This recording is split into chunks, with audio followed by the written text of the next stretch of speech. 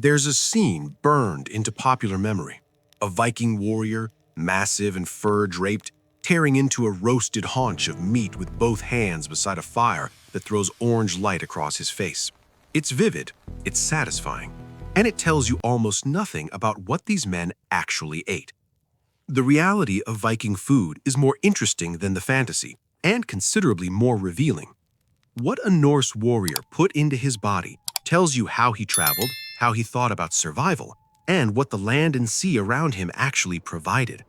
Food was not theater, it was engineering, and the system that fed the Norse warrior class was precise, adaptive, and shaped by some of the most demanding geography in the medieval world. This is the story of what Vikings actually ate, not the feast, the daily reality.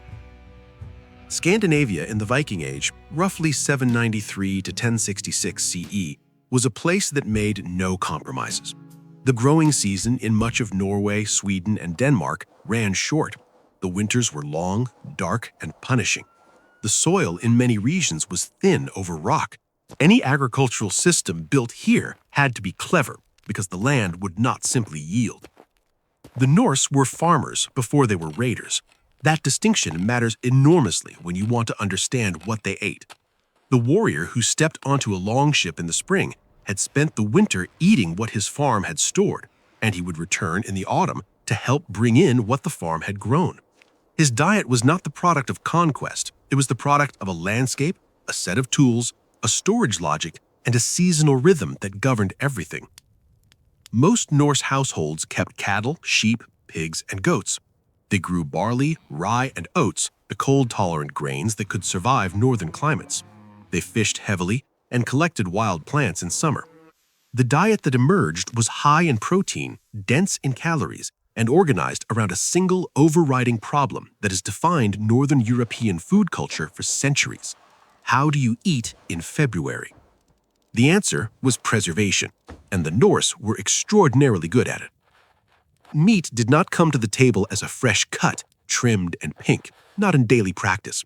Most meat consumed by Viking warriors had been salted, smoked, dried, or fermented before it was eaten. Each method served the same purpose, extending the useful life of a protein source that would otherwise spoil within days. Salt curing was the most straightforward technique. Pork was the most commonly cured meat, though beef and mutton were also preserved this way. The animal was slaughtered in late autumn when temperatures dropped low enough to slow bacterial growth, and the farm animals had been fattened on summer grazing.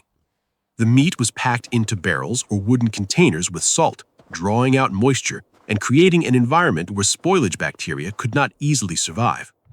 The resulting product was dense, intensely salty, and could remain edible through the winter and well into the following year. Smoking served a similar function. Fish, particularly herring, cod, and salmon, was smoked in large quantities. The smoke carried antimicrobial compounds that penetrated the flesh, while the heat and airflow drew out moisture. Smoked fish was a staple of the Norse diet in a way that fresh meat simply was not. Archaeologists have found evidence of smoking structures at Norse settlement sites across Scandinavia and the North Atlantic, suggesting this was a systematic practice built into the infrastructure of food production, not an occasional technique. Dried fish, stockfish, was perhaps the most consequential single food in Viking Age Norse culture. Cod hung to dry in the cold, salt-laden coastal air of northern Norway underwent a transformation that reduced it to roughly 1/5 of its original weight, while concentrating its protein dramatically. A warrior carrying stockfish in a leather pouch was carrying weeks of sustenance in a package that weighed almost nothing. Rehydrated in seawater and boiled, it became a serviceable meal. Eaten hard and dry, gnawed against the grain, it delivered calories directly, if not particularly pleasantly. Fermentation added a third dimension. Skyr, a thick, strained dairy product, was fermented from milk and could be stored for extended periods. Soured whey, called mysa, was consumed as a drink and also used to preserve other foods. Meat submerged in barrels of whey could remain edible for months. This technique is documented in later Icelandic sources and is reflected in the dairy infrastructure visible at Norse farm sites. Grain was the daily foundation that meat and fish supplemented rather than dominated. Barley was the dominant crop across most of Viking Age Scandinavia, followed by rye and oats. The grain was ground into coarse flour using hand-turned stone querns, a physically demanding task typically done by women and thralls, and then transformed into either flatbread or porridge. Flatbread was baked on a flat stone or iron griddle placed over the fire. The dough was simple: ground barley or rye flour, water, and sometimes a small amount of soured milk or whey. The result was dense, chewy, and somewhat gritty. The stone grinding process was imprecise, and particles of rock regularly ended up in the flour. Viking-age teeth showed wear patterns consistent with a lifetime of eating bread with embedded grit. The bread was filling and provided complex carbohydrates that sustained energy over hours. It was not refined in any modern sense. It was fuel. Porridge was even more elemental. Ground grain simmered in water or milk until it thickened into a dense paste. It could be flavored with whatever was available: dried berries, onions, herbs, rendered fat from a salt-cured pork side. Eaten from a wooden bowl with a bone or wooden spoon, it was the meal that started most Norse days. It required minimal equipment, minimal effort, and could be kept warm at the fire's edge for hours, ready whenever someone needed to eat. Archaeological analysis of food remains from Norse sites, plant material preserved in bog sediments, and residue inside recovered ceramics has confirmed this grain-heavy dietary foundation repeatedly. The caloric bedrock of daily Viking life was not roasted meat, it was boiled grain. Dairy played a role that is easy to underestimate. Norse farms kept significant numbers of cows and goats, and milk was a daily resource in the warm months. Fresh milk was also transformed immediately into more durable products. Butter was churned and salted for long-term storage. Several well-preserved bog butter deposits from Scandinavian and North Atlantic sites show that butter was sometimes kept underground in wooden containers for years, perhaps as an emergency reserve. The resulting product was pungent but high in fat, and fat was calorically essential in a cold climate where the body burned enormous quantities of energy simply maintaining temperature. In summer, cattle and sheep were driven to highland pastures in a practice called transhumance, freeing the lowland fields for hay cultivation and allowing animals to graze on vegetation that would otherwise go unharvested. The Norse dairy system was a deliberate mechanism for transforming a seasonal resource into a year-round one. Fish deserves its own attention because the Norse relationship with fish was not supplementary, it was structural. Scandinavia sits along some of the most productive fishing grounds in the world. The cold Atlantic waters off Norway support massive cod populations. The fjords filled with herring during spawning runs. Freshwater rivers and lakes yielded salmon, trout, and pike. For Norse people living near the coast, which was most of them, fish was not a fallback when meat ran short. It was a primary protein source that in many cases exceeded meat in terms of daily contribution to the diet. Herring was caught in large quantities using nets and traps during spawning seasons and was almost always processed immediately rather than eaten fresh. Salted herring in barrels became one of the most traded food commodities in medieval Scandinavia in medieval times. On a long ship voyage, a barrel of salted herring represented reliable, portable nutrition that required no cooking in good weather. Cod fishing around the Lofoten archipelago provided the base material for dried stockfish. The cod runs of late winter and early spring coincided with cold, dry, windy weather, ideal for air drying, and Norse fishermen exploited this overlap systematically. The resulting stockfish would become one of the most important trade goods in medieval Europe for centuries after the Viking Age ended. Oysters, mussels, and shellfish were gathered along coastlines and consumed both fresh and dried. The shell middens found at coastal Norse sites indicate that shellfish were a regular part of the diet, available all year round without the labor of farming or the luck required for hunting, which made them a dependable component of the food system even if they were not glamorous. The forest, the heath, and the shoreline all contributed to what ended up in a Norse warrior's body, even if those contributions rarely drove the narrative the way grain and fish did.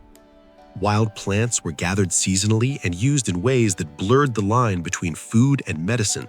Nettles, sorrel, and various wild greens were eaten in spring, when stored food was running lowest and the body had gone months without fresh plant material. Wild garlic added flavor to otherwise monotonous preserved meat dishes. Elderberries, cloudberries, bilberries, and lingonberries were collected in late summer and autumn and either eaten fresh, dried for storage, or pressed into juice. None of these were luxury additions. They were practical inputs into a diet that risked nutritional gaps after a long winter of living primarily off preserved stores. Hunting contributed protein, but was never the dietary backbone that popular culture sometimes assumes. Red deer, wild boar, elk, and various waterfowl were pursued with bow, spear, and trap, and the meat appeared on Norse tables, particularly at feasts or when a hunt had been successful. But hunting required time, skill, unpredictable expenditure of energy, and a landscape that supported game populations, which varied considerably across Scandinavia. For most Norse people, hunting was opportunistic rather than systematic. A warrior who came across a deer in the forest and had the means to take it did so. He did not plan his caloric intake around the possibility. Eggs were collected from wild birds during nesting season, a seasonal windfall that required no cultivation and provided dense nutrition at precisely the time of year when stored food supplies were most depleted. Honey from wild hives found by following bees was harvested where possible. These were the irregular, seasonal supplements that filled gaps in a diet otherwise structured around what had been planned, stored, and preserved months in advance. What did a Norse warrior drink? Primarily ale and water, with mead reserved for feasts and imported wine available only to the wealthy. Ale was brewed from malted barley and consumed daily across all social levels. The alcohol content was low, probably between 2 and 4%, which served two practical purposes. It provided calories, and it made water safer to drink. Fermentation kills many waterborne pathogens, and in a world without municipal water treatment, a lightly fermented grain beverage was often safer than water drawn from a stream near a settlement. Children drank it, warriors drank it. It was more like liquid bread than a feast hall intoxicant, caloric, mildly preservative, and ubiquitous. Mead, fermented honey and water, was a prestige drink. Honey was a limited resource, and the labor required to keep bees and harvest it was considerable. Mead at a feast signaled wealth and generosity. The Norse sagas are saturated with mead imagery precisely because it occupied a symbolic role that its scarcity in daily life justified. Warriors expected to drink mead at a lord's table. They did not drink it on campaign. When a Norse warrior was at sea or on a raid, the food system changed shape entirely. The long ship was not designed for cooking. There was no kitchen. There was no permanent fire. Food consumed underway required, almost by definition, no preparation whatsoever. Dried stockfish, hard flatbread, salt-cured meat, dried berries, and hard cheese became the campaign ration. Loaded into chests and sealed containers before departure, they were drawn down steadily during the voyage. Where landing was possible, a fire might be built ashore, a pot brought out, grain boiled into porridge, and fish or meat heated. But the baseline of a North Sea voyage was preserved food, eaten cold, without ceremony, sometimes in a wet and moving vessel with salt spray on your face. Larger expeditions that established shore camps had more options.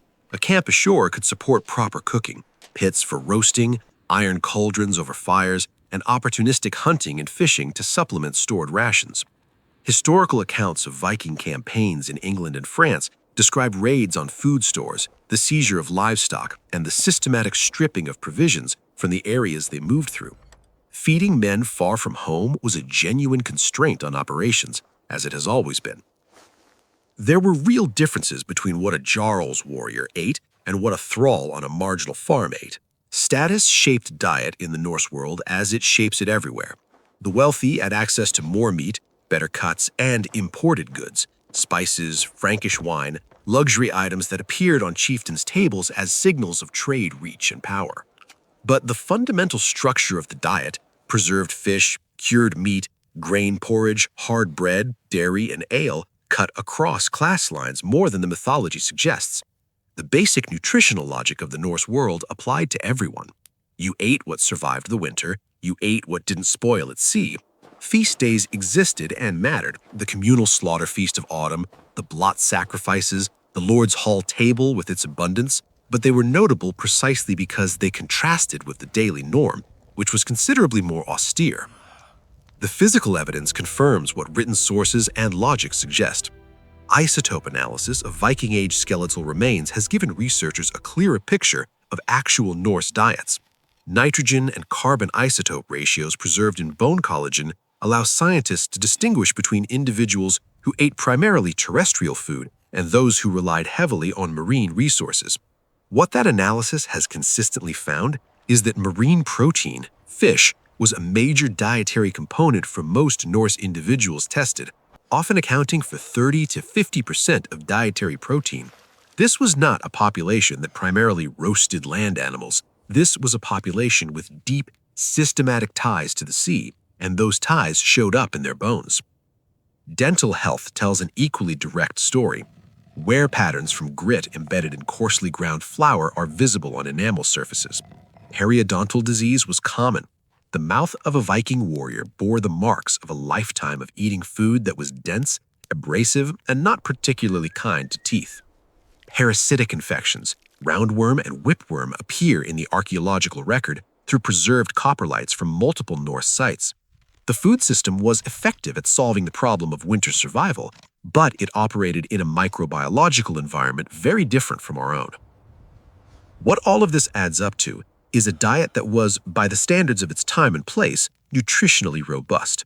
Not diverse in any modern sense, the flavor palette was narrow, the textures were limited, the preparation methods were basic. But the combination of animal protein from fish, meat, and dairy, complex carbohydrates from grain, fat from butter and cured pork, and supplementary nutrients from wild plants, berries, and onions produced a diet capable of sustaining hard physical labor through a Scandinavian winter. The men who rowed longships across the North Sea, who hauled vessels over portage routes and fought on shore with shields and axes, were not operating on a deficient diet. They were operating on a tight, efficient one. The romantic image of the feasting hall, piled trenchers, foaming mead horns, whole animals on spits, was real in the sense that those occasions existed and mattered socially. But the daily food that built and maintained Norse warriors was stockfish gnawed on the deck of a ship, porridge ladled into a wooden bowl in the gray morning light, bread dense enough to last a week in a leather pack, salt pork so brined it left a sting on the lips. Not spectacular, functional. And in an environment as demanding as the Norse world, functional was the only thing that mattered. The next time you see that image of a Viking tearing into a roasted haunch by firelight, enjoy it for what it is, a feast moment, not a daily one. The real meal was quieter, saltier, and considerably more interesting. If this story of food and survival opens something up for you, there's more where it came from. The Norse left behind bones, pots, storage pits, and the residue of 1,000 years of eating. What they're telling us is worth listening to.